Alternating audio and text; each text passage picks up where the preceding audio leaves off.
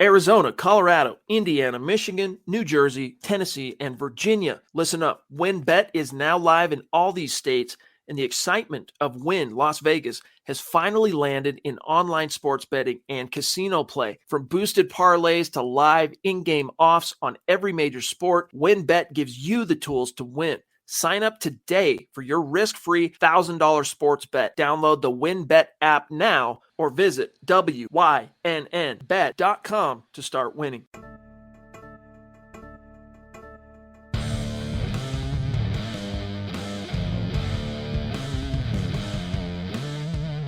You're listening to Mile High Insiders with Nick Kendall and Luke Patterson. Head on over to milehighhuddle.com for all things Broncos. Now, it's time to find out what's going on behind the walls of UC Health Training Center. This is The Gut Reaction. Welcome in, everybody. The Huddle Up Podcast presented, as always, by Mile High Huddle, powered by Blue Wire Podcast. We are your hosts. I'm Chad Jensen, joined, as always, by my fellow football priest, Zack Kelberman. Zack, you know, Broncos country dared to hope. And in the first half, although it weren't pretty, pardon my grammar, it was there. It was close. But then the wheels came off in the second half. What is your gut reaction to the Broncos' 12th consecutive loss to the Chiefs? It probably shouldn't have been a 12th consecutive loss. You hit on one of the points I'm going to make tonight. This was such a winnable game for Denver. It really was. When you go into the half 10-3, one possession game, you can talk about the fourth down tries, not taking field goals, Fangio's lack of situational management. We're going to get into all of that, but this was such a winnable game. The Broncos defense did its damnedest to keep them in the game, and they did. Mahomes and Tyreek Hill and the KC offense was uncharacteristically or characteristically, considering how they've played this year, out of whack, out of sorts. The ball was bouncing literally the Broncos' way, and they just didn't capitalize on it, Chad. They were held back once again by two factors. It wasn't the defense, it was the coaching and the quarterbacking. Even, you can't even say the offense because Javonte came to play. The Broncos' O-line, for the most part, came to play. This loss is on Teddy Bridgewater, who probably should have thrown about 5 picks in this game. He got lucky. They dropped multiple passes. Balls were batted down, this and that. He threw a pick 6, and right after that, I saw praise on Twitter because he attempted to tackle with the most weak shoulder jab you can ever throw in your entire life. That is the delusion.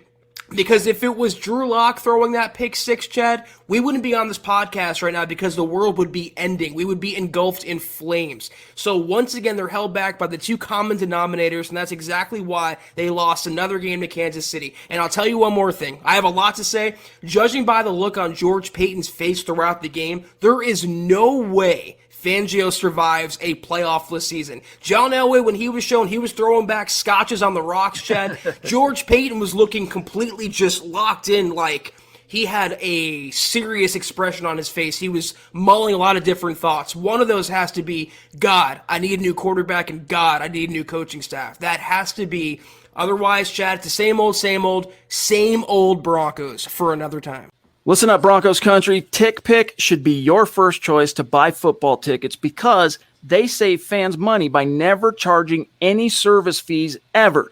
TickPick is the exclusive ticketing partner for the Huddle Up Podcast and the Blue Wire Network. Denver Broncos football is finally back, and there's no need to exhaust yourself searching all over the internet to find Broncos tickets anymore because TickPick, that's TickPick, is the original no-fee ticket site and the only one you'll ever need as your go-to for all NFL tickets. TickPick got rid of all those awful service fees that the other ticket sites charge, which lets them guarantee the best prices on all of their NFL tickets. Don't believe it? If you can find better prices for the same seats on another ticket site, TickPick will give you 110% of the difference in the purchase price. That's right, guys. When we were searching for tickets for the MHH meet and greet for Week 3 at home, Broncos versus Jets, TickPick had us locked down. So visit tickpick.com/huddle today and use the promo code HUDDLE to save $10 on your first order of Broncos tickets. Here's the, you mentioned him, Javonte Williams. Literally, I mean, I could maybe off the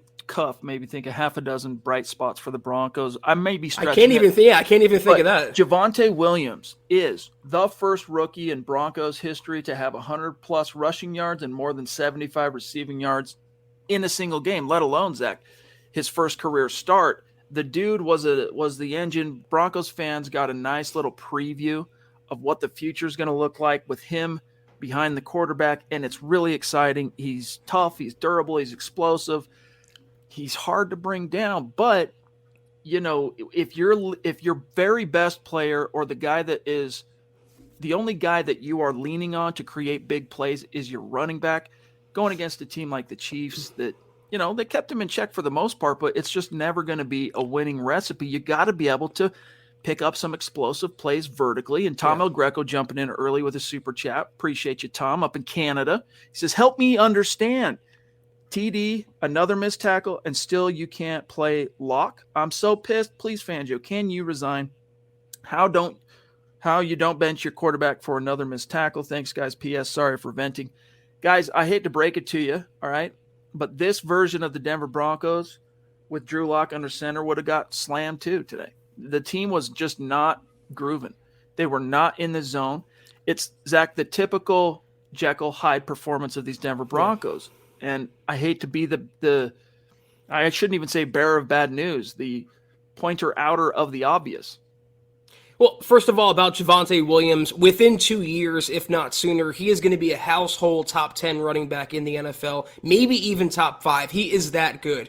And for my money, he is RB1. I know Melvin's getting paid the contract, Chad, but what Javonte does, picking up yards, churning, and in the passing game, contributing what he did, almost 200 yards from scrimmage, that is RB1 right there. The thing is with Locke, though, you're probably right. The end result wouldn't have been the same, but at least you'd be sending a message of accountability, Chad, that if you screw up for the Broncos, if you contribute to the detriment of the team, you are going to be replaced.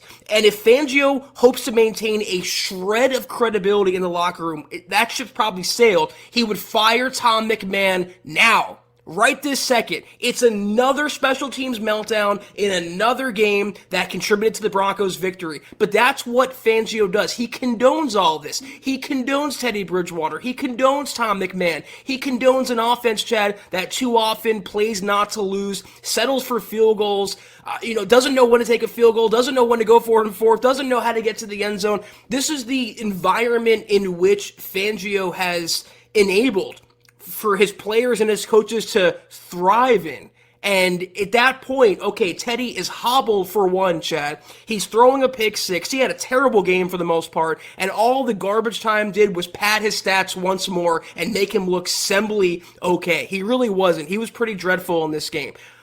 But at least if you put Drew Lock in, even for a series, it sends a message that we're not going to accept mediocrity. But that's all Fangio knows. That's all Fangio wants. This is a coach stuck in the past. This is a coach who would rather play for a 10-9 game and have no explosion on offense, nothing downfield like you said, Chad. I'll take it a step further.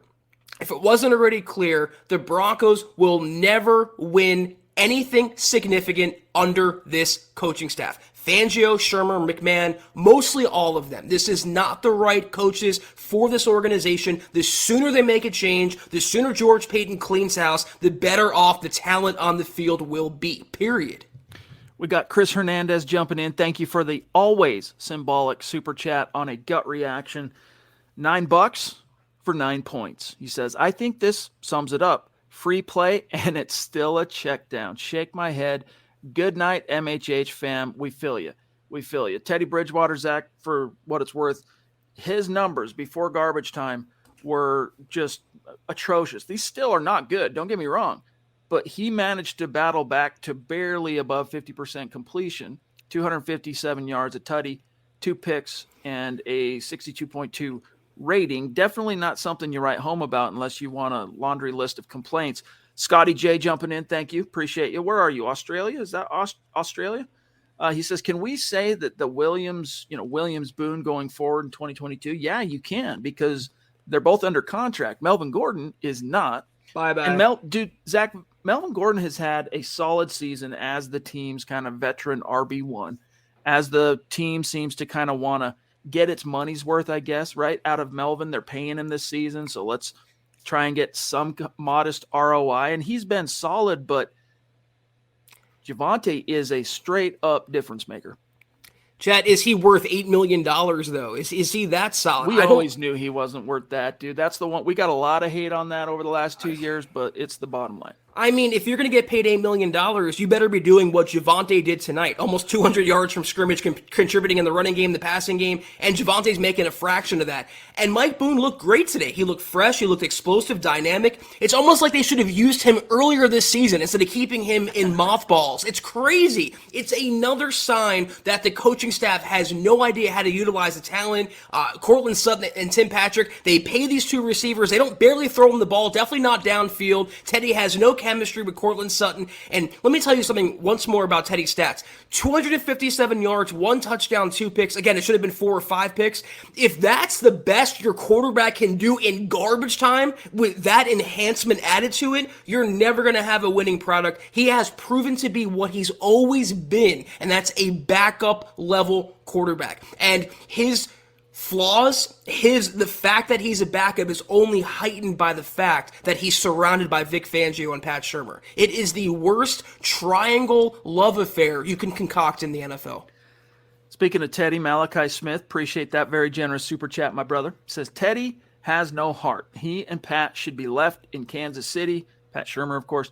It's a waste of our receiving corps. I'm not saying Drew Lock is the answer, but at least he plays with passion. Zach, Teddy Bridgewater, I mean, here's what it takes to succeed if Teddy's your guy, all right? Just like you saw in Dallas, just like you saw last week against the Chargers, literally everything else needs to be going right. If one component is off kilter, or if, heaven forbid, you expect to throw something on the shoulders of your quarterback and that he will be able to shoulder that burden, rise above it, carry the team, and go win a game, that's just not Teddy. And what's funny about that, Zach, is George Paton's definition of a franchise quarterback is literally that. A quarterback who can put a team on his back when needed and be the difference between a win and a loss. And, you know, Teddy's he's a stopgap guy. And again, you could have always gone to Teddy. We could go back down this rabbit hole a million times. I don't think Drew Lock, for what it's worth, as we've seen this year, I don't think Vic Fangio would have had the patience to suffer more than 1 or 2 games of anything even modestly questionable from the quarterback position before making a change. Like, they just decided, honestly, in the offseason that they were moving off Drew. Corey H., thank you, buddy. Really appreciate that. Extremely generous super chat. He says the defense was solid, but not great. Kansas City had drops and bad breaks on offense. For what it's worth, and I'm going to finish it, Zach, that was the most out of sync I've ever seen the Kansas City Chiefs against the Broncos with Pat Mahomes under center. They moved the ball pretty easily. We were lucky to be in this game. Teddy is horrid. I do not want to see another game with him. We are about the draft and free agency now. That's it. Hey, guys, I know those emotions are riding high, and right now, you know, it's a little bit negative, and I feel you. We're right there with you. But they're 6-6. So for what it's worth, until they're out, they're in. You know, it's so funny. You talk about what the Broncos haven't gotten from Teddy Bridgewater. They had a 100-yard rusher on offense, and its defense held Patrick Mahomes to 187 yards, 0 passing touchdowns, and a pick. Normally, in those circumstances, you'd probably have a really good chance to win. Conversely, for the Broncos, they lose by 2 scores when those factors are added in. So that really goes to show you they're not getting anything from their coaching. They're not getting anything from their quarterbacking. To your point about everything going perfect, Chad, that might happen against the Jets, the Jaguars, the Giants, teams like that. That's not going to happen against a playoff caliber team. And even if the Broncos backed into the playoffs, they're banking on the fact of everything going right for them in a playoff game. That's their definition of a franchise quarterback, or at least the guy holding afloat a potential playoff team. They made a grave mistake going to Teddy Bridgewater. And some of that falls on George Paton as well. But the way that Vic Fangio has not backed down, the way he insists on dying on that hill, the one hill you probably don't want to die on. That's why coaches and GMs have gotten fired over that hill. But Fangio wants to drive his sword up there. That it's going to be the end of him and the end of the Broncos. But the sooner that happens for Fangio and the sooner this experiment ends, the better off everyone involved will be. All right, let's catch up on some super chats. I don't even want to say that name so we get demonetized. I'm just going to say a very bad person's bodyguard jumping in to say thank you for the super chat, whoever you are. I can't even say who was most disappointing. Dalton Reisner, Cortland Sutton come to mind, but man, where's that leadership that made Teddy the guy? Horrid body language, flat and uninspired, just like old Vic. That's right, dude. Teams take on, Zach, the emotional complexion of their head coach. And, there was once upon a time we saw a little bit of emotion from Vic on a sideline somewhere in the Lone Star State, but it was fleeting. It was finite. It wafted away like a fart in the wind. $727 million, and then I'm going to serve this over to you. He says, tired of the coaches, tired of Teddy. I don't want to see him the rest of the year. It was that bad today. I'm good. I feel you, big dog, but listen to me. Vic Fangio, unless George Payton comes down from on high and strong arms him to make a quarterback change, Vic is not moving off Teddy Bridgewater. I think farting in the wind is more enjoyable than watching that Broncos game, Chad, at least for the farter. I mean, that was brutal to watch. Again, when you consider this game was winnable, Casey gave them chance after chance. The Broncos defense kept it in for the most part in the game, and they lost by multiple possessions. I mean, it's typical Broncos, same old Broncos, but I agree with you. As long as he can walk Teddy Bridgewater and as long as Vic Fangio is employed as the head coach of the Denver Broncos, there's no quarterback change. Drew Lock's not coming into the game. It is status quo from Bridgewater to Shermer, more than likely Tom McMahon. That's going to be the Broncos outfit until the end of the season. After that, all bets are off, but no changes I see coming, Chad, in the near future. Against the Chiefs, there is no margin for error. And you know what? Because you had gotten an interception, you could have maybe lived with one giveaway. But to go in the second half and not only throw 2 picks, one of which gets returned for 6, but a fumble on a punt return, which, look, that returner, Deontay Spencer, he was between a rock and a hard spot. When you get blocked, someone gets blocked into you as you're trying to haul it in, good luck, dude, especially when you're kind of wired as a punt returner to expect to be untouched until you at least have the ball. Cameron Wadman, thank you for being with us on Facebook, my friend, and the stars. He says, Teddy drops the ball in the clutch. We need a playmaker at quarterback like Russ. That's one thing I'll say, Zach, is let's talk about apples and apples here. In the clutch, like if you could really point to one thing positive about Drew besides some of the cliches like his arm and his rapping on the sidelines and all that, it's that when he has quarterbacked a Broncos team and they're in it at the end, he has found a way oftentimes to win that game.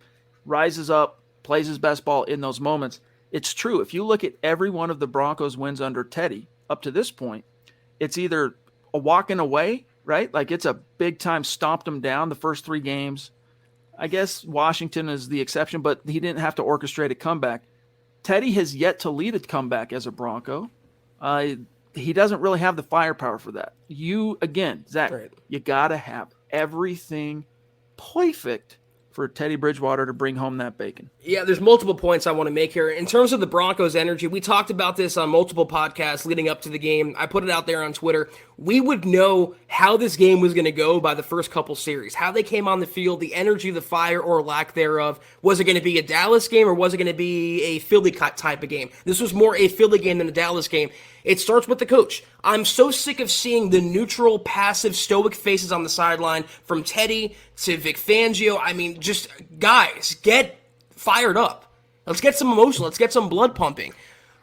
In terms of the quarterback, Teddy Bridgewater is who he is. And the thing is, they do have the firepower, Chad. They have all the horses in the world. But when you relegate Noah Fant, a former first-round tight end selection, to a blocker, that's not on the players. That's on the coaching staff. That's the quarterback. When your idea of a free play down the field is a check down, that's on the quarterback.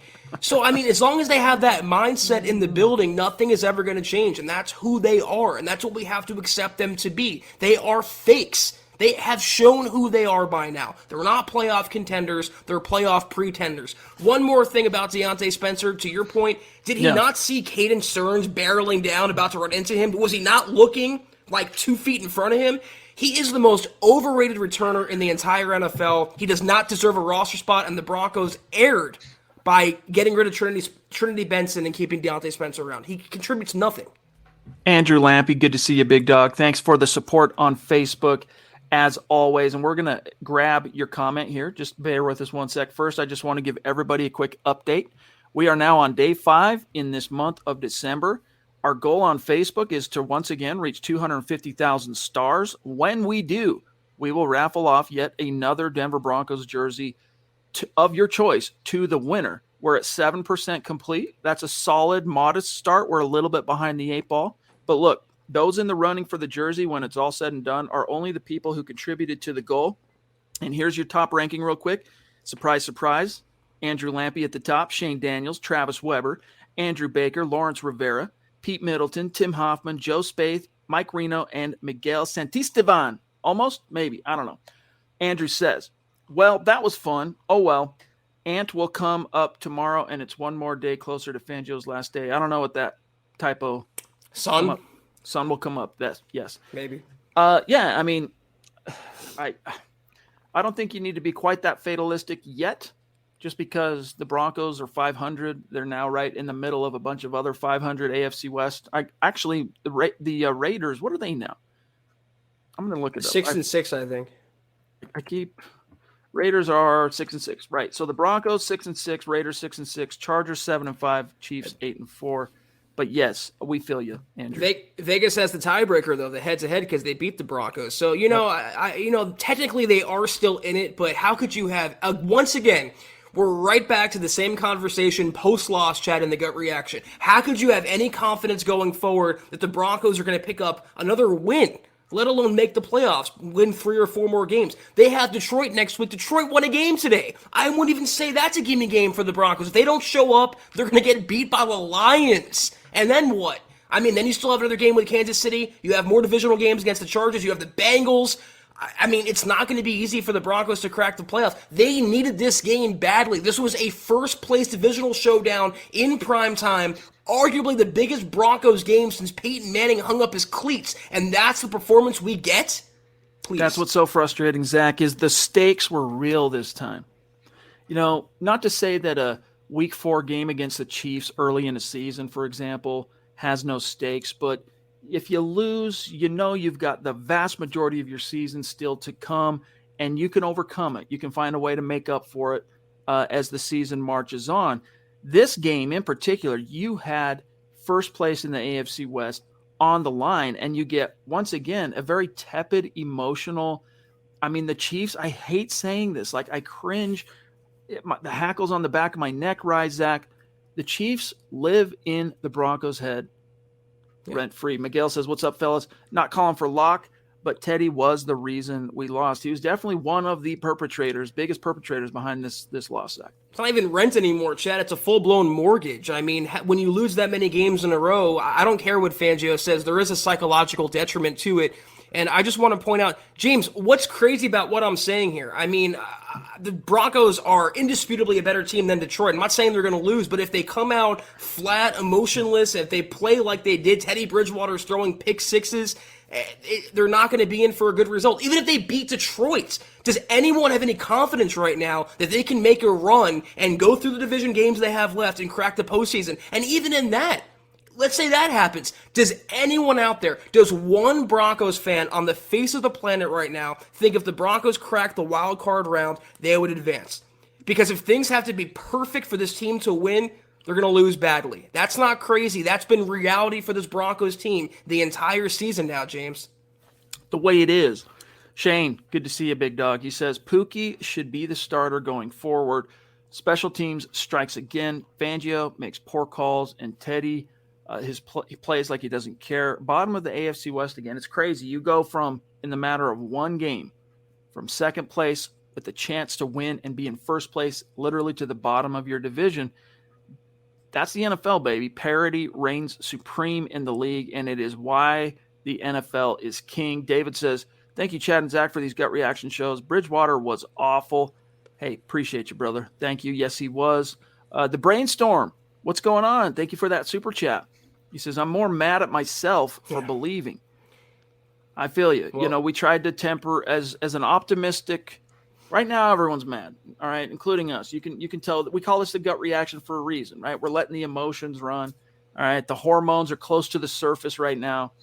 But during the week leading up to this game, Zach, we're optimists, and so we tried to keep it optimistic without trying to lead our audience and our community down the rabbit hole of disappointment and doom.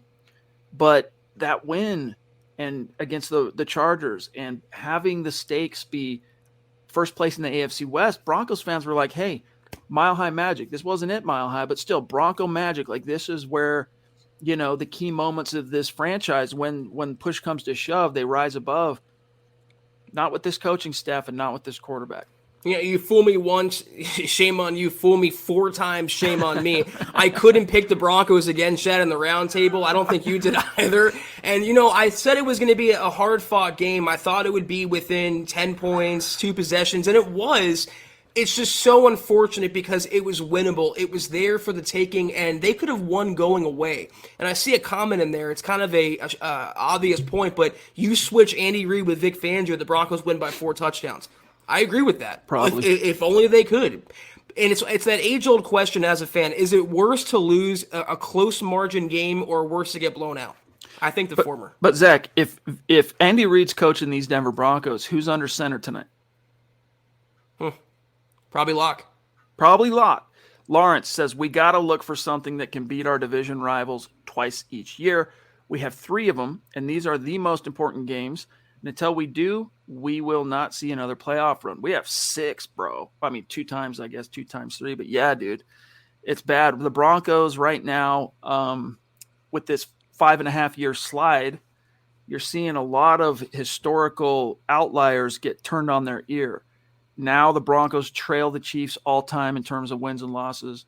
It's not good how they've matched up to the Raiders.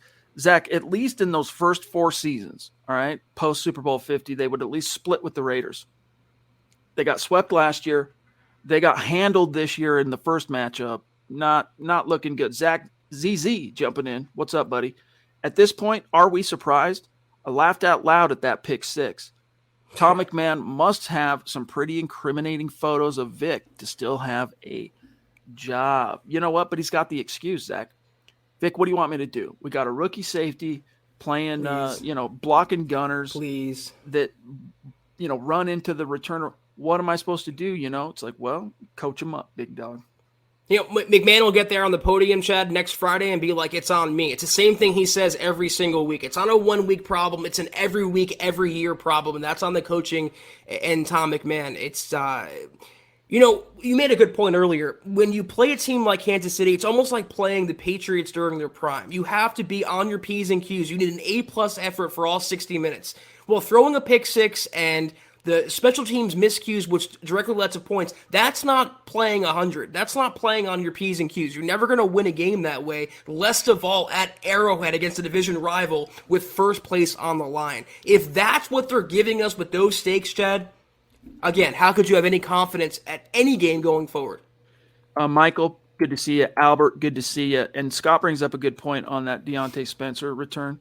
Say what you want about the flukiness of that punt return, but he never called for a fair catch, and that's the first mistake. It's not being coached into him. And I want to grab BNS, longtime member of our community. He says, Priest, when will Peyton finally just pull the trigger and play lock? Why not? Up his trade value, if anything. Garrett Bowles played well. I was stoked on Bowles. Hashtag all pro Bowles. Bowles had the one penalty. What was it? A bad formation or something. Anyway, that dude was locked down, and I loved seeing that. That's the version of Bowles you need in order for this offense to have a shot. It was good to see. And Massey played pretty well at right tackle as well. Except for that pick 6. Yeah, well, I mean, everyone, I don't know. Teddy was making throws in this game where I don't know he was throwing the ball to. I mean, for the most part, we've seen such bad right tackle play over the years that qualifies as a good game for Massey. I thought Miners played really well in the running game. So there were small highlights to it, but it was completely overshadowed by the coaching and the quarterbacking as per usual. Tim Hoffman, what's up, buddy? He says, Teddy is a dud. How did our receivers not get at least 2 passes? Freaking ridiculous. The offensive play calling was weak. Let me look at that real quick. Let's see. You had Jerry Jeudy, 4 catches for 77. Javonte, 6 for 76. Noah, 4 for 33. Albert, 3 for 21. And then Sutton, 2 receptions.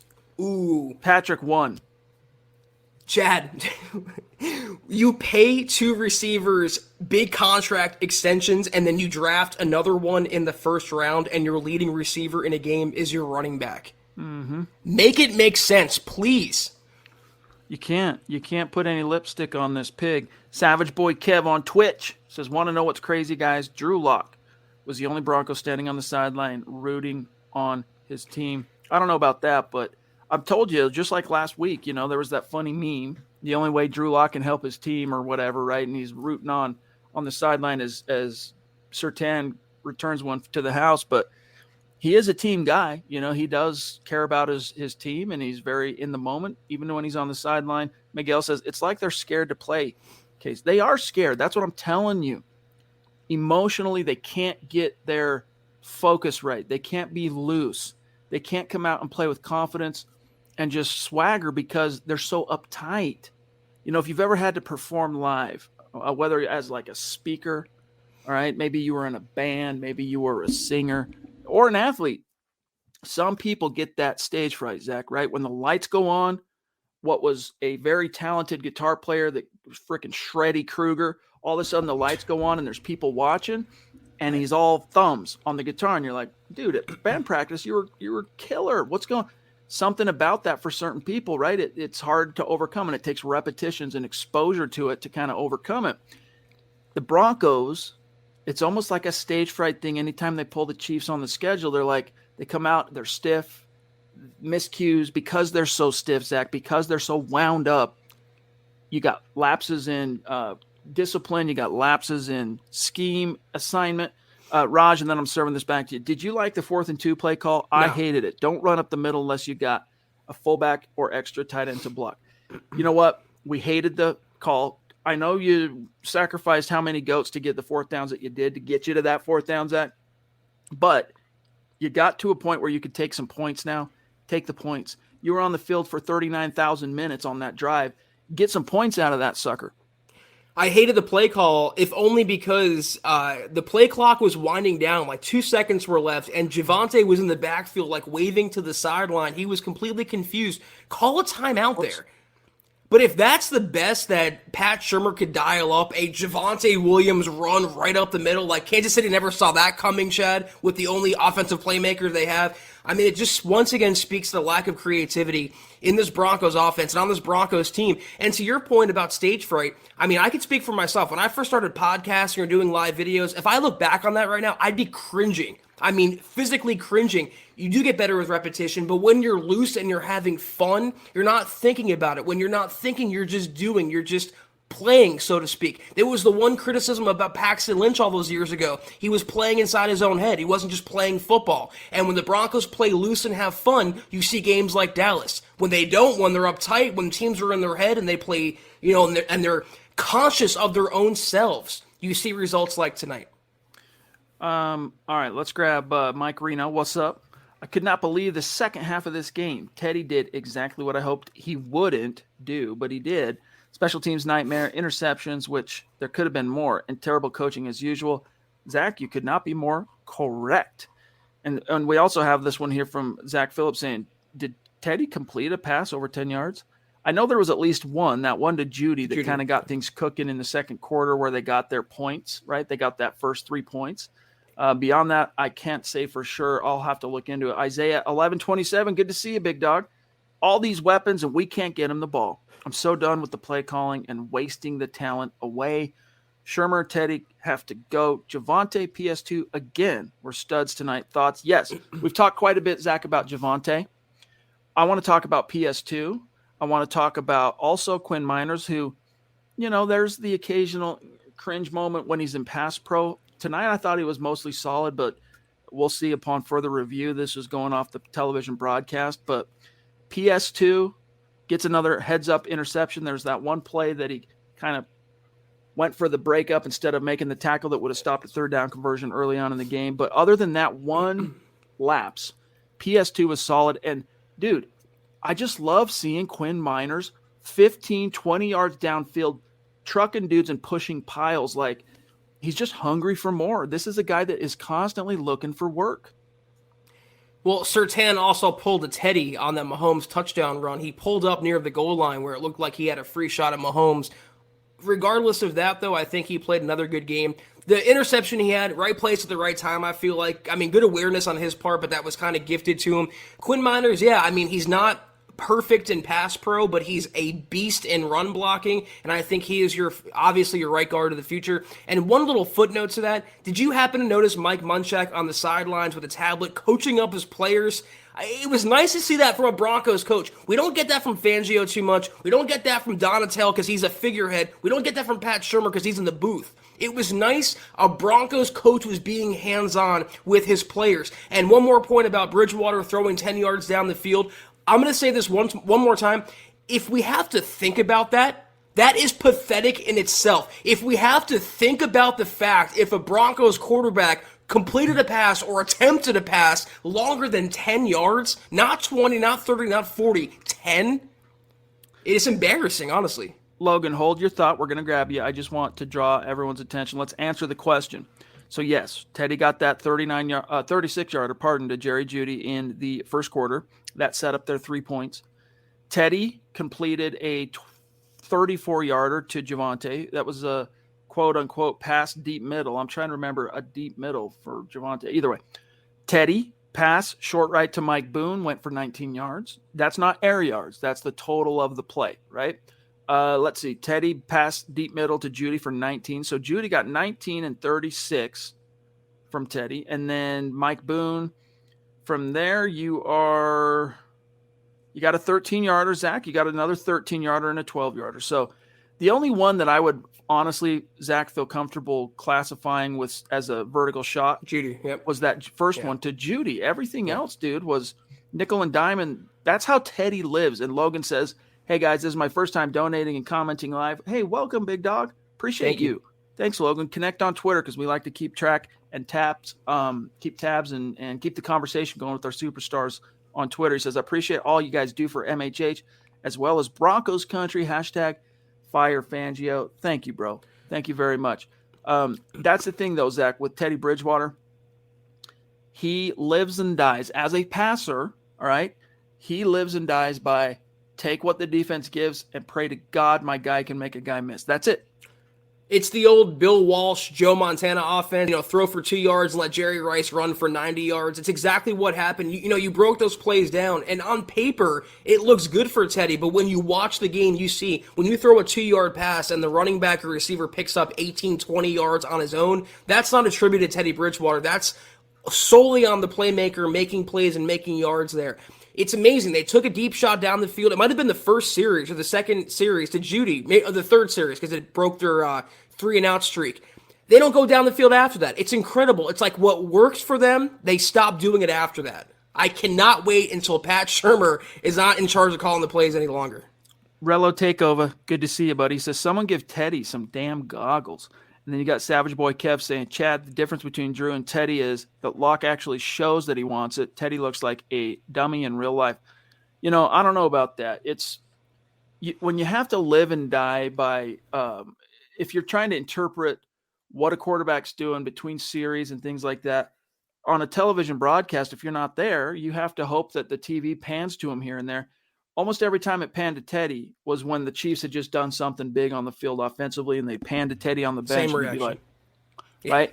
But when we were in at the game, Week 3, New York Jets, MHH meet and greet, I kept a real close eye on Teddy in between series, kind of just watching how he interacted with his teammates in the huddle and like just communicating. And in that game, I was impressed with his intensity. So that's why I'm not going to jump to conclusion that he was a complete dead fish for what it's worth. Drew says, Teddy was awful, and thank you for the super, Drew, and barely walking by the end of the game. Coaching was horrible. Williams, awesome. Start Locke, fire the coaches. Here's the thing, though, guys. You really think that a tail-spinning Denver Broncos can be saved by Drew? Maybe. He did it as a rookie in 2019. That team, I should say, was by far in much dire straits, Zach, than this one in terms of the dearth of talent. They had 3 wins to their name entering week 13 when he took over. And you don't give 100% of the credit for the 4-1 finish to Drew, obviously, but he did something to lift that team emotionally. You never know. Vic, come on, dude. There is a precedent for it. Think about it. I just think the Broncos are terminally ill at this point, because even if they start Drew Lock, you're still having Pat Shurmur call the plays, you're still having Vic Fangio coach the team. Until those 2 factors change, I don't think many things will change under center. And honestly, to be fair, Drew Lock is not the future of the Broncos. Just like Teddy Bridgewater isn't the future of the Broncos, both those things can and are true. They need to find a real franchise quarterback and pair that quarterback with a real competent coach and coordinator. That's the only way they're going to turn this ship around and win consistently. Hey, we are at 40 minutes, and we have to keep tonight pretty tight because obviously it's late, and there's a lot of work for us to do behind the scenes for articles and whatnot. So we got a lot of patient Super Chat superstars and star commenters that deserve to get their answers or reactions. We're going to rapid fire them. So, Zach, let's try and keep our remarks high and tight. Josh Ann, thank you, buddy. Even with a rookie next year, he says, never bring back Teddy. Not one QB I would rather start in the whole league. I'd rather roll with Mike Glennon, White, or Mills. Zach. Ouch. That's where the level we fall into. You'd rather take Mike Glennon, Mike White, or Davis Mills over Teddy Bridgewater. I really can't object to that. I mean, what do you have to lose? I would love to see just what a new quarterback can do. Just like I got so excited to see what Mike Shula can do filling in for Pat Shurmur. Not much change there because there's more than one common denominator as to this crap show going on in Denver right now. So again, they need to clean house, get rid of Teddy, get rid of Drew, get rid of Pat, get rid of Vic, start over, start fresh, and hopefully Peyton can make the right choices and get this team back on the relevant map. Jeff Noyes, hey, welcome. Thank you. Zach, you're spitting facts. I couldn't agree more. Appreciate you, buddy. Thanks, Joe. Also, all the stars we're seeing rolling in. Thanks, you guys. Devin Taylor jumping in. Thank you, Devin. The body language of the guys is very telling. And please, tell me why every pass is in the doit. Yeah, I know.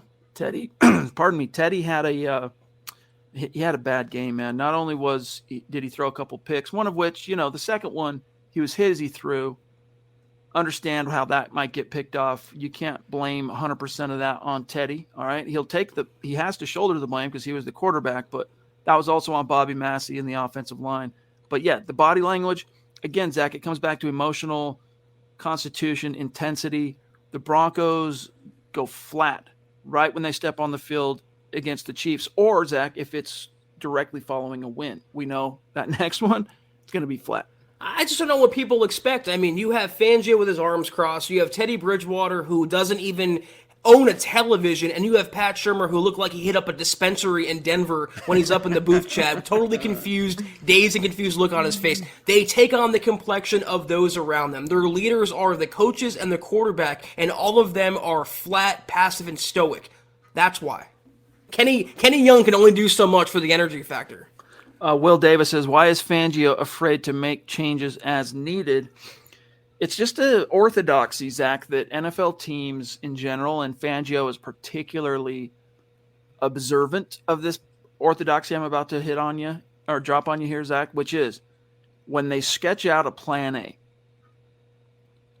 they don't move off that plan A unless the plan A has basically failed them completely. And by that I mean, because coaches, they're wired to take losses in season in stride, especially, Zach, if you're still in the hunt, right? So they go, well, I'm not coming off. That was ugly. We got our butts kicked tonight, but we're not coming off plan A because technically it's working. We're still in the hunt. That's how they think.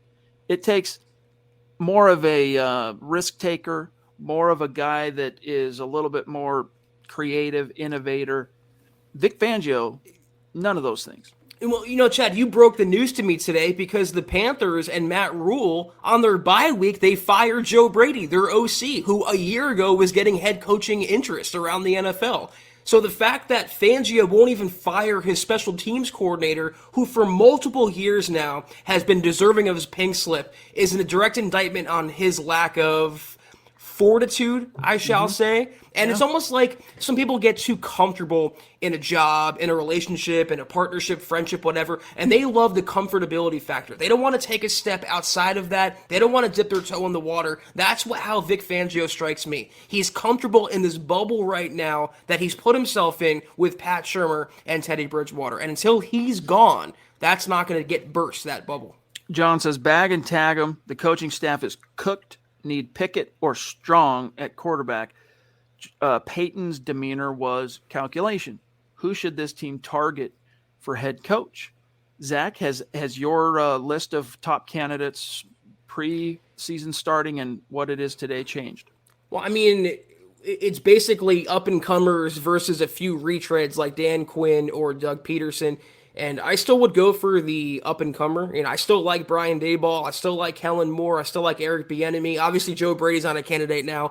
Maybe someone like Joe Lombardi over there with the Chargers. They put up 41 today on Cincinnati, who the Broncos have to play in a few weeks as well. So I still want an innovative mind. I really don't care who it is. They have to meet two qualifications for me: offensive background and creative, forward-thinking mind. Please, please.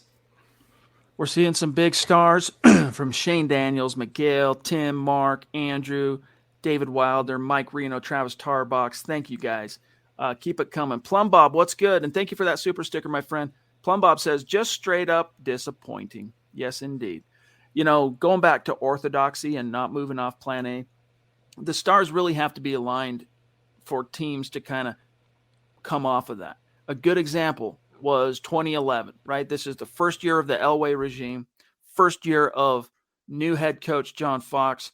They have an open-ended ticket at that point. They got a 2 to 3 year window where they can get things cooking, step on a rake here and there, and fans and media aren't going to be too harsh because, they got a little bit of that honeymoon period. And so when the chips were down and Kyle Orton was not getting it done, and they had a young, recent first-round pick quarterback that sucked it up in training camp, waiting on the sideline, they could afford to move off plan A at that point, which, by the way, for better part of 3 months up to that point, all you heard from John Fox was that Kyle Orton gave us the best chance to win.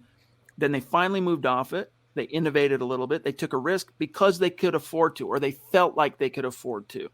Vic Fangio does not feel like he can afford to do that. Kobe says, dink and dunk offense. Pookie showed heart, but no points to show for it. He did get a tutty. At least we locked down our wideouts for Teddy to just look seriously. at. Yes, indeed.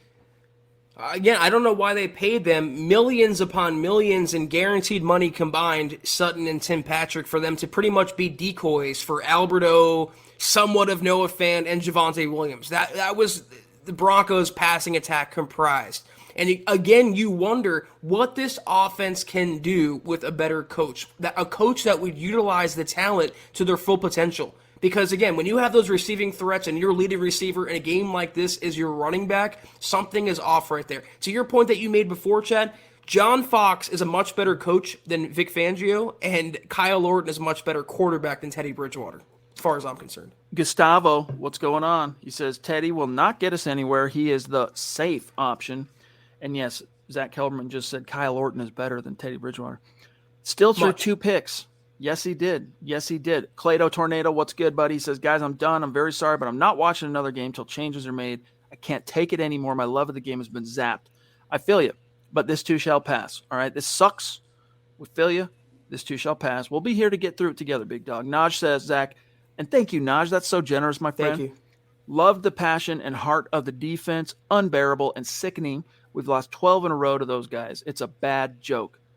Bottom line, Fangio now 1-21 when down at the half, and Teddy 0-18. I didn't know that second one about Teddy. Ouch. There's basically no hope if this team is down late. This speaks to my whole argument about you get behind the 8 ball with Teddy,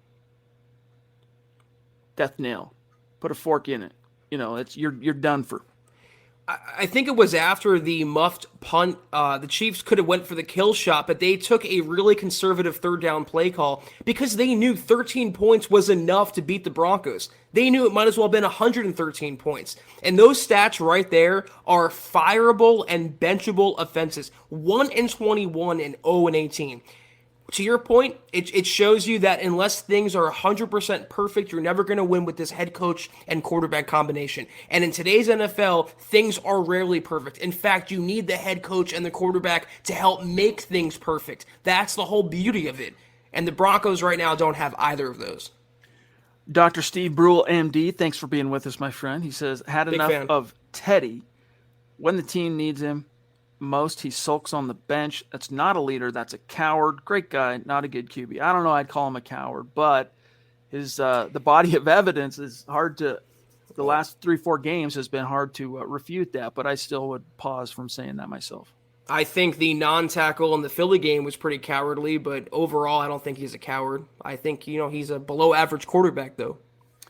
Swagnash, what's up? Teddy has no heart. Peyton needs to step in and fire Shermer and bench Teddy and start Locke. We're not making the playoffs with this garbage OC and quarterback. You need a spark, man. You need a spark. And it'd be one thing, Zach, if when Drew Lock got inserted as a rookie, came in and did what you'd expect from a rookie and maybe wins 1 or 2 games on the way out the door to the offseason. But there is now a historical precedent that you could say, hey, look, it worked once. Let's try it again and stick to it, right? Problem is Vic Fangio again. You play Drew, maybe he gets strong-armed. First time things get thick, man. First time that the bullets are flying and it's not going good for you, probably pulls Drew. Travis says, I said it on Thursday. Why is Spencer still on the team? Not talking about the fumble. He does nothing. Vic, well, here's the thing. Vic listens to what Tom says on this. Tom says, Deontay's my guy. Vic says, no questions asked. Because Vic's a defensive coordinator masquerading as a head coach. He has no business being a head coach because you have to manage the entire team. And obviously, Fangio falls way short of that mark. Logan says, and thank you, Logan, there needs to be a change in the coaching staff, starting with Fangio and Shermer. McMahon should have been fired years ago. I want Kellen Moore as head coach. I like Kellen Moore as an option. I like Brian Daboll as an option. Get me a offensive-minded guy that's hungry, that's got some vision, that's got some creativity, that's got some juice. He doesn't have to be a world beater. This doesn't have to be Kyle Shanahan fresh off of coordinating the Atlanta Falcons to the Super Bowl. But give me a guy that's got some forward-thinking, offensive-minded vision. And get me a quarterback. Matt Corral, Kenny Pickett, Aaron Rodgers, Russell Wilson. Just get me a true, legitimate franchise quarterback. Get a competent head coach, play caller in the building. And let's go win some damn football games, please. Mark Knapp says, Chad, who do we want as our next QB? Zach, who do you want as our next QB with what we would logically have to give up or draft our draft? That's a tough question for me to answer still. And I vacillated on this a little bit, but I would first, it just depends on what your philosophy is, right? Like if it was Vic Fangio again next year, which it's not going to be if they miss the playoffs, but if it were, it makes a lot of sense to go, hell-bent on landing Aaron Rodgers or Russell Wilson to, try and capitalize on what remaining rope you might have as a head coach. But being that your odds are going to be moving on from your head coach, Zach, and cleaning house, I think it's time. You got a brand new GM. You got many of the young pieces in place.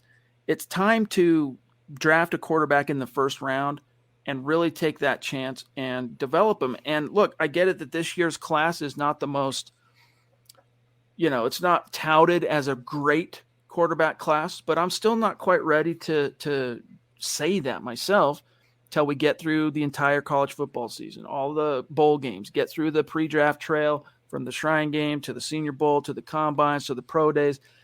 When we're inching up on the draft itself, then I'll tell you if I really think this is a weak quarterback class.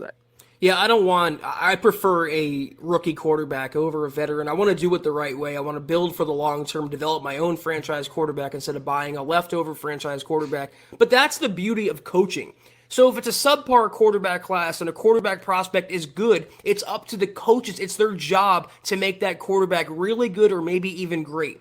You give me Kellen Moore and Kenny Pickett, I will take that 100 times out of 100 over Vic Fangio and Teddy Bridgewater. Shane says, I would not exercise the fifth-year option on Chubb. It's already done. Can't stay healthy, and today got thrown around like a rag doll. Only got one good tackle for a loss by splitting two tight ends. Got destroyed by the left guard all night.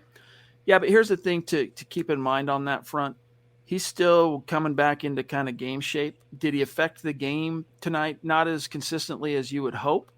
Draymond Jones is the only Bronco that managed to bring home a sack for what it's worth. Chubb finished with 2 tackles, one of which was, or 3 combined tackles, 2 solo. So he wasn't a complete non-factor, but you want to see more of an impact for sure, Shane. I'm ready to also give Malik Reed's starting job to either Cooper or Stephen Weatherly, who looks like a real great midseason pickup by George Payton as well. Malik Reed does nothing for the pass rush. Bradley Chubb's doing nothing right now for the pass rush.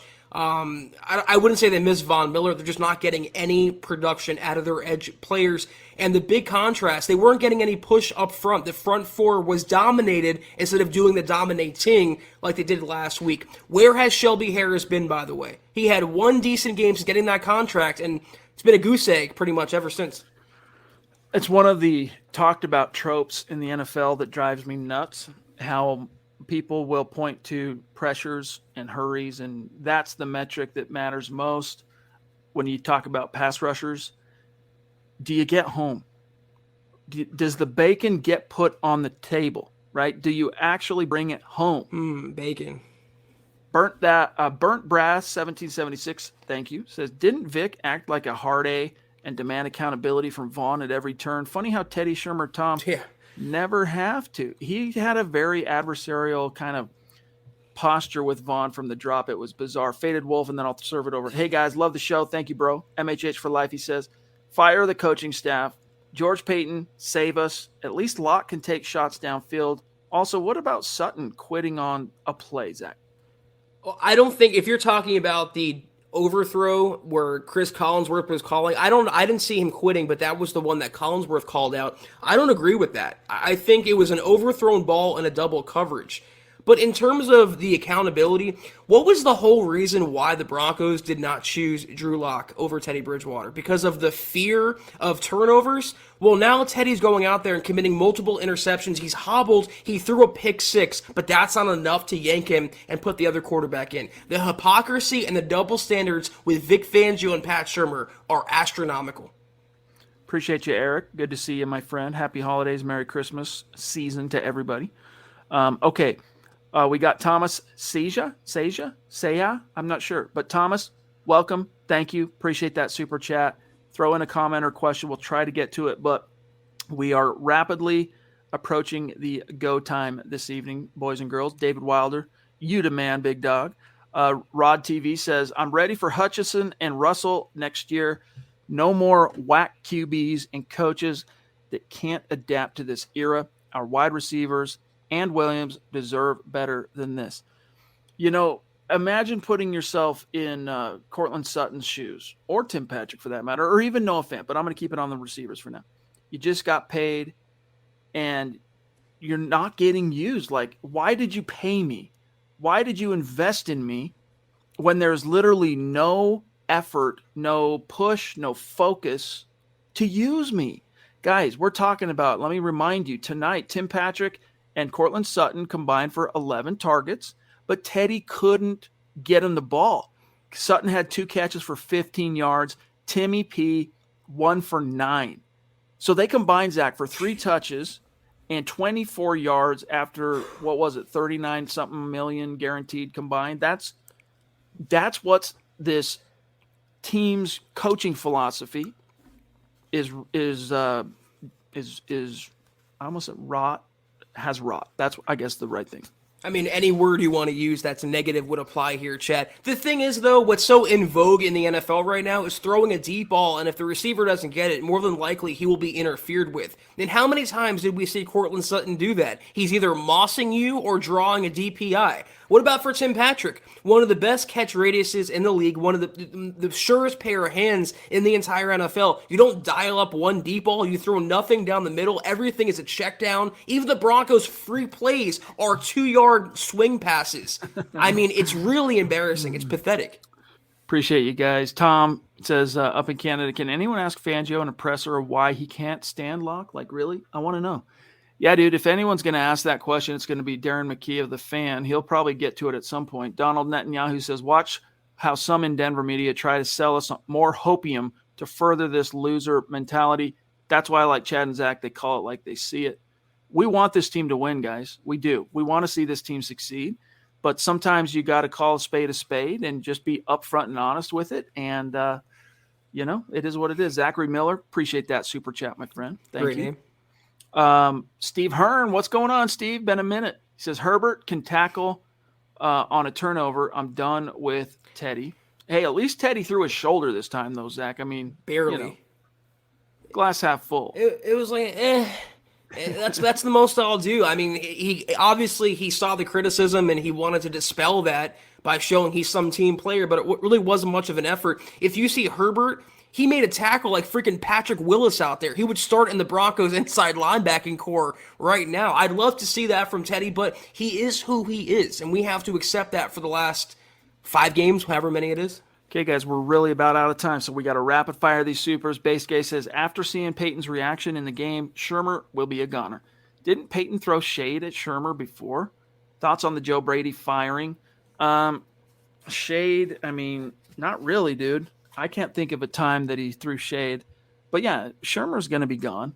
Right alongside Vic Fangio and Tom McMahon and Ed Donatello when Peyton fires everybody. But the Joe Brady thing, I mean, he just wasn't cutting the mustard. That wasn't a good fit under, Matt Rule there in Carolina for what it's worth. I still think Joe Brady's got some juice. Yeah. He's not a guy that I would be considering necessarily come in and you maybe interview him and see what his philosophies are. Like if I'm the Broncos, man, I'm casting a very wide net. I'm at least talking to a lot of potential candidates because this one's got to be right. I would hire Joe Brady as QB coach tomorrow. I'm not hiring him to be the OC or the head coach. But that's what happens, though, when you're saddled with Sam Darnold, P.J. Walker, and a broken-down, washed Cam Newton. And they lost Christian McCaffrey for the season. How can anyone expect that offense to play well under Joe Brady's tutelage? I think he'll get another chance, but might come in college. Bronco Broad says, Javonte had 6 receptions, more than any of our wideouts. Everything you need to know about Teddy. Oh, yeah, man. And a part of that, too, I mean, I'm not making excuses for Teddy, but a part of that was how the Chiefs were playing him coverage-wise. They were willing to leave that outlet, that little safety valve, wide open every single time. And so Teddy is a quarterback that's always going to take what the defense gives him. And a lot of times that can serve you. But there have to be those critical moments in the game where you take a chance and you push the ball vertically. And Teddy just doesn't do that, Zach. He can't. I mean, I'm convinced that he cannot throw past a certain distance, Chad. He is physically incapable of doing so. I don't know why you would pay 2 receivers to not use them. Makes no sense. None. Burnt Brass again, thank you, buddy. 2 years ago, I sent you guys a super chat joking that I busted out Madden just to cut McMahon. I remember that super chat now. Was it the same handle? How the hell are we still here, he says. Shake my head. Touche, my friend. Twilight Zone. Touche. All right, we're about out of time. We got, let's see, there's Burnt Broad. Let me see what Scott's saying here. Yes. All right, guys. I think we're caught up, or maybe we're not. Let me double check because I don't want to leave anyone hanging. But while you do that, let me highlight this comment from K-Hop. Apparently, Fangio threw the defense under the bus in his press. You got to be kidding me. You got to be kidding me, K-Hop. The one bright spot, other than Javonte Williams in this game, he's blaming. Yeah, that's one of the downsides to the gut reaction is we can't watch the pressers when we're talking to y'all. We'd rather talk to y'all and then get the pressers information later. So thank you when you leak that information to us, though. We need it. Logan Moore says, there weren't many bright spots tonight, but Javonte is the real deal. For show. I'm a huge North Carolina fan, and when we drafted him, I knew he'd be special for us. PS2, D-Roy, hashtag MHH for life. there's a good shot, man. That's what I was saying last week. You've been listening to the Huddle Up Podcast. Join Broncos Country's deep divers at milehighhuddle.com to keep the conversation going. 3-4 games, maybe 3, I'll say, of similar production like you saw against the Chargers. Not necessarily 2 picks, but making impact plays, picking off passes. He's got to be in that vision of people that make this decision, Zach, when the highlights run on Sunday night of what happened or Monday night, you're seeing PS2 consistently make big splash plays. That's how he can get there. I think he's got a really good shot right now. But the other thing we said, the other prerequisite, the Broncos had to win. They don't show highlights of losers, Chad. I mean, right now, I think D-Roy is Micah Parsons' honor to lose, and right now the Cowboys are 8-4, Broncos are 6-6, and the winning team and the winning player, the player that has the cachet and the name value and the team name value will get the award. But we all know within a year or so, PS2 will be an All-Pro. It wouldn't surprise me if PS2 doesn't get D-Roy and gets a Pro Bowl. Like, he's been a stud. Clayton Merrick, thank you, buddy. And by the way, shout out to the 684 people that are still with us live at 10:30 at night Mountain, 12:30 Eastern. We have Broncos fans from all over the world in our chats every single night because Broncos country is not a geographic location. It's a state of being. And so we know many of you, it's super late. Clayton says, only one, really one play action pass. When you're running the ball that good, shake my head. Was it really only one play fake? You got to be shiznitting me. Wow. I remember one specifically. Again, if we have to think about that, if we have to think about the fact that did the Broncos call more than one play action in a game is just an abomination. Fireable offense.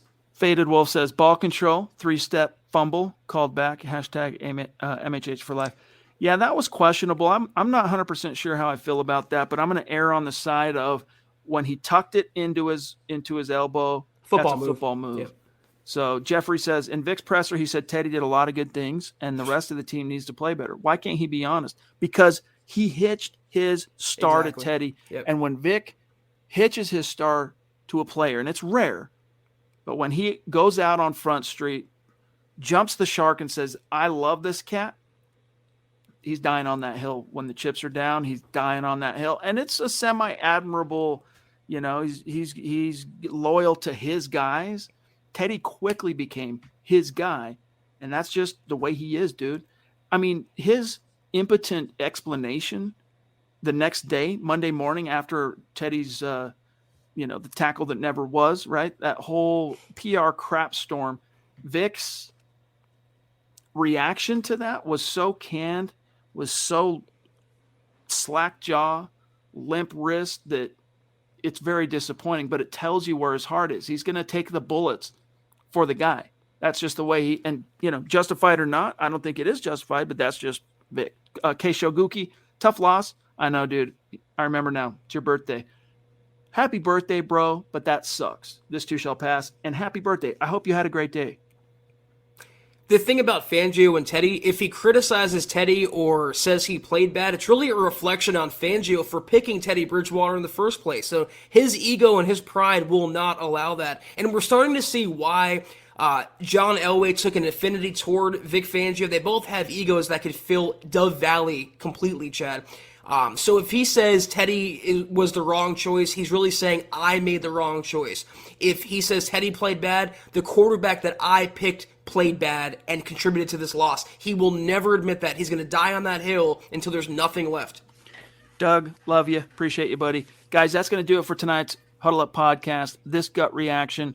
Zach's going to do our goodbye rundown, and I'm going to pull up how he finished on Facebook, but much love and respect to each and every one of you. Guys, real quick, you guys deserve so much better. I want to just say that in Broncos country, the last 5 years or so have been dreadful, and we thought maybe we were turning a corner with this game, with this season, and it's more of the same old Broncos. I feel so bad for Broncos fans. Again, they deserve so much better. But that was the Huddle Up podcast. Be sure, until we see you guys next time, which is tomorrow. It's today on the East Coast, but tomorrow on the Mountain Time zone. Follow the pod on Twitter at HuddleUpPod. Follow the main account for all your Broncos news, analysis, rumors, reaction, film breakdowns, and more at Mile High Huddle. You can follow Chad on Twitter at Chad and Jensen. You can follow myself at Kelberman NFL. Follow Scott on Twitter at Scout Kennedy, go right now, go to huddleuppod.com and get your swag on. Get yourself a hoodie like Chad's wearing, get yourself a football pre-shirt like I'm wearing, a hat like Chad's wearing, all that at huddleuppod.com. And if you haven't, go to facebook.com/milehighhuddle, hit that big blue button, become a supporter. Those who did saw me today on my halftime stream, Kelberman's Corner, every week at halftime Broncos game on Sundays. You also have Trickle Zone with Eric Trickle. You have Broncos Book Club with Chad. $5 a month, I promise you. Slow Getting Up, that's the book he's going over right now. It's well worth it. Mile High Huddle, hit that big blue button. Also, facebook.com/Mile High Huddle pod, like that page. And if you haven't, go to Apple Podcasts and leave your football priest a 5-star review for a chance to win some swag, like a hoodie, hat, whatever, each and every month. But if you can't do any of those things, we ask you to do these 3 things that take literally 5 seconds. Subscribe, like, and share this video and every video you see on the MHH channel. Helps us grow and reach more Broncos fans just like you. Yes, it does. Appreciate each and every one of you. And shout out to these top star senders on Facebook: Shane Daniels, Miguel, Tim, Mark, Doug, Mike, Andrew, Jeffrey, David, Travis, Cameron, Claude, Eric, Quinton, Raj, Jason, Patrick, Lawrence, and Will Davis. Love you guys. Mile high salute to all of our Super Chat superstars. We'll do an update tomorrow night on the Aftermath to let everybody know where things stand on Super Chat for the jersey giveaway for the month of December. But as Zach said, keep your chin up. We'll see what this week has to say about the rest of this season. It's going to be fun. Lots of content to get to, though. Lots of news notes we got to break down. So keep milehighhuddle.com bookmarked. Keep your chin up. Get some sleep tonight. We'll see you tomorrow. I kind of have a feeling it's going to be more of the same this coming week. But take care, guys. We'll see you tomorrow for the Aftermath podcast of the Huddle Up Pod. Take care. And as always, pains me to say, go Broncos. You've been listening to the Huddle Up Podcast. Join Broncos Country's deep divers at milehighhuddle.com to keep the conversation going.